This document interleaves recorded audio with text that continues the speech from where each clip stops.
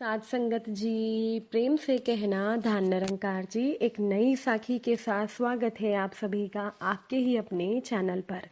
हमारी आज की साखी का शीर्षक है रिश्तों की भरपाई। चलिए सुनते हैं आज की ये साखी।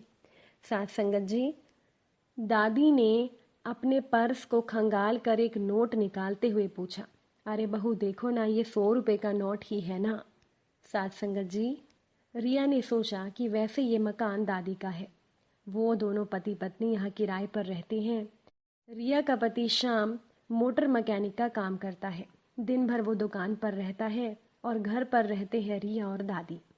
दादी के बहू बेटे पोते पोती दोहिते भरा पूरा परिवार है, पर वो सारा परिवार विदेश में बसा है और यहाँ पर दादी अपनी बची कुची जिंदगी काट रही थी। किराए से राशन पानी की व्यवस्था हो जाती थी। रिया ने नोट हाथों में लिया और बोली, हाँ दादी, ये 100 रुपये का नोट ही है। तो दादी नोट रिया को देते हुए बोली, ले इसकी मिठाई लिया। आज सुना है गणपति हलवाई वाले अपने बेटे बहू की जात लगवाने आ रहे हैं। तुम्हें पता है ये हवेली वाले मेरे सगे देवर हैं। अब आएंगे तो क्या नई नवेली बहू को ताई के पैर छुआने नहीं लाएंगे। घर में मीठा होगा तभी तो उनका मुंह मीठा करवाऊंगी। जानती हो, नई नई दुल्हन बनकर इस घर में आई थी तो मेरा देवर 11वीं कक्षा में पढ़ता था। भाभी भाभी कहते नहीं थकता था। हंसी मजाक खाना पीना सब काम मेरे साथ। मायके जाती तो पीछे पीछे आ जाता, फिर डांट डपट कर पढ़ने बिठा देती थी। रिया उत्सुकता से बोली, दादी आपको पढ़ना आता था। दादी अपने बोखले मुंह को खोलकर जोर से हंस देती और बोली, हाँ 8वीं पास थी। तभी तो देवर जी को ननद को फिर अपने बच्चों को पढ़ा लिखा कर अपने पैरों पर खड़ा कर दिया। आज सब कितने आराम से अपने अपने घरों में रहते हैं। रिया के मुंह से निकल गया, और आप दादी। रिया को लगा जैसे दादी को सुनाई नहीं दिया होगा, क्योंकि दादी हर एक बात को जोर से बुलवाती थी, पर यह बात दादी ने सुन ली थी। फिर दादी बोली, वो मेरा फर्ज था। उसके बाद किसी ने भी पीछे मुड़कर नहीं देखा। तभी पड़ोस में रहने वाली रमा ताई आ गई और दादी अपनी आदत से लाचार बोली, सुना है रमा, गणपति हवेली वाले आ रहे हैं। तो रमा ताई बोली, क्यों, तुम्हें गीतों का बुलावा नहीं दिया? वो तो सुबह ही आ गए थे। दादी बोली, अच्छा। अरे घर वालों को कोई बुलावा देता है क्या? और फिर मैं ठहरी बुजुर्ग सोचा होगा कि दादी के तो पैर छुआ कर लाएंगे। दादी ने कहा, सुन रमा, अब नई नवेली बहू आएगी तो हाथ में भी कुछ रखना पड़ेगा ना। फिर अपने हाथ में पहनी हुई सोने की अंगूठी निकाली और रिया को दिखाते हुए बोली, ये ही दे देती हूँ, क्यों, ठीक रहेगी ना? ये मेरी शादी की है। अब मेरे शरीर का भी क्या भरोसा जो संभाल कर रखूं इसे। मेरा भी मान रह जाएगा कि ताई दादी सासू ने सोने की अंगूठी दी है। दादी के चेहरे पर अपनेपन का आत्मविश्वास झलक रहा था। रिया की आंखों में आंसू से आ गए। रिया बोली, दादी मैं अभी आती हूँ। दादी ने हाथ पकड़ा, बोली, अरे अभी कहाँ जा रही है, सब आते ही होंगे, उनको चाय पानी भी तो पिलाना है ना। रिया बोली, दादी मिठाई ले आऊं? दादी के चेहरे पर फिर मुस्कुराहट आ गई। दादी बोली, लो, वास्तव में मैं तो सठिया ही गई हूँ। मैंने ही मिठाई लाने को बोला था और मैं ही भूल गई। रिया के कदम गणपति हवेली की तरफ बढ़ रहे थे और मन में कई विचार चल रहे थे। गणपति हवेली के पास पहुंची तो देखा हवेली पर मोटा सा ताला लगा हुआ था। पड़ोसियों से पूछा तो पता चला कि वो लोग 1 घंटा पहले ही निकल गए थे। रिया ने सोचा कि चंद रुपए क्या हाथ लग जाते हैं, लोग अपना अगला पिछला सब भूल जाते हैं। दादी माँ तो केवल सम्मान की ही भूखी थी, वो भी इन लोगों से नहीं दिया गया। खुद उनके बच्चे उनके साथ अन्याय कर रहे हैं। जिस माँ ने पूरी जिंदगी एक एक पाई जोड़ जोड़ कर अपना सब कुछ न्यौछावर करके बच्चों को बड़े बड़े घरों में रहने के काबिल बनाया, वो लोग एक माँ को भी अपने साथ नहीं रख सकते। रिया के कदम धीरे धीरे अपने घर की तरफ बढ़ रहे थे और सूरज लगभग ढलने वाला ही था।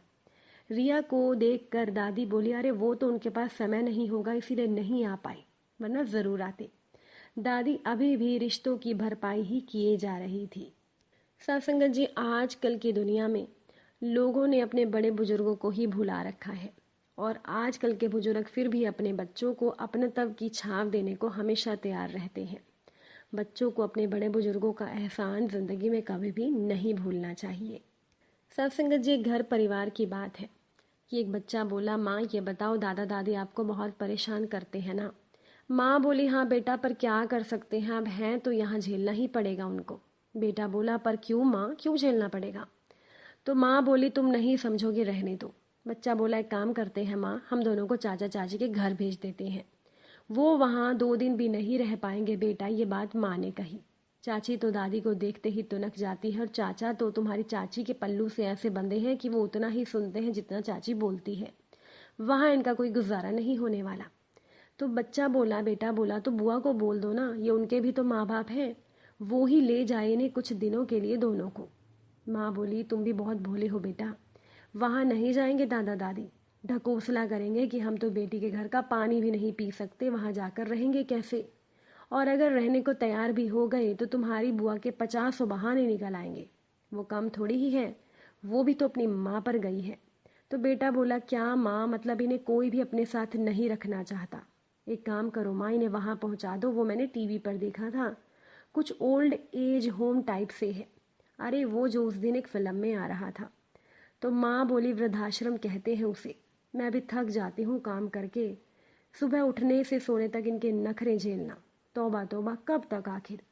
मैं भी कुछ दिन और देख रही हूँ, नहीं तो तुम्हारे पिता से बात करूँगी कि वो इन दोनों को वहीं छोड़ आए। तो बच्चा बोला हाँ ये ठीक रहेगा, दादी दिन भर टोकती है, टीवी मत देखो, मोबाइल मत देखो, मैं बच्चा थोड़े ही हूँ, अब मैं बड़ा हो रहा हूँ, ये भी कोई बात हुई?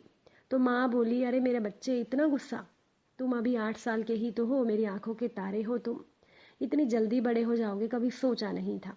अब देखो तुम बड़े होते जाओगे, हम बूढ़े होते जाएंगे, फिर तुम्हारी शादी करेंगे, प्यारी सी दुल्हन लाएंगे। बेटा बोलो नहीं माँ प्लीज़, मैं बड़ा तो हो रहा हूँ, पर आप लोग बूढ़े मत होना। माँ बोली पर क्यों बेटा, बूढ़ा तो सबको होना है एक दिन। बेटा बोला पर माँ आप बूढ़े हो जाओगे, मेरी पत्नी आएगी तो उसे भी आपको देखकर यूं ही परेशान होना पड़ेगा, वो भी तरह तरह के आइडिया सोचेगी कि कैसे आप लोगों को यहाँ से हटाया जाए। नहीं माँ नहीं, आप भी दादी की तरह हो जाओगे, मेरी पत्नी को परेशान करोगे, मैं ऐसा होने नहीं दूंगा। एक काम करूंगा, मैं तो मेरी शादी होते ही आप दोनों के लिए ओल्ड एज होम बुक करवा दूंगा, जहाँ आप लोग रह सकोगे, और मैं भी मेरी पत्नी के साथ रह लूँगा। तो ये सुनकर माँ बोली हमारा घर है हमारे पास, तुम रहना अपने घर में अपनी पत्नी को लेकर, यही करोगे तुम?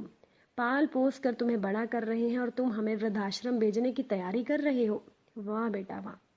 तो बच्चा बोला माँ मैं कहाँ गलत कह रहा हूँ, दादा दादी ने भी तो पापा बुआ को पाला पोसा ही होगा ना, सभी माँ बाप पालते हैं अपने बच्चों को, उसमें क्या नया है? पर अब जब सब बड़े हो गए हैं तो कोई बूढ़े को अपने पास नहीं रखना चाहता, तो भला मैं क्यों रखूँगा? परेशानी बढ़ाते हैं ये बूढ़े लोग। मैं भी नहीं रखूँगा, और साइंटिस्ट बनकर कोई ऐसी दवा बना दूंगा जिससे मैं कभी बूढ़ा हूँ ही ना, और मेरे बच्चों को कोई ओल्ड एज होम ना ढूंढना पड़े।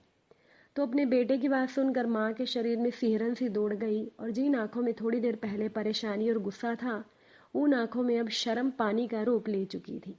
साथ संगत जी, कभी भी अपने बड़े बुजुर्गों की बेकदरी ना करें, हमेशा उन्हें मान सम्मान के साथ अपने साथ रखें। अगर आज की ये साखी आपको अच्छी लगी हो, वीडियो को लाइक शेयर ज़रूर करिएगा। आप सभी से फिर मुलाकात होगी नई साखी नए विचारों के साथ। साथ संगत जी, प्यार से कहना धन निरंकार जी।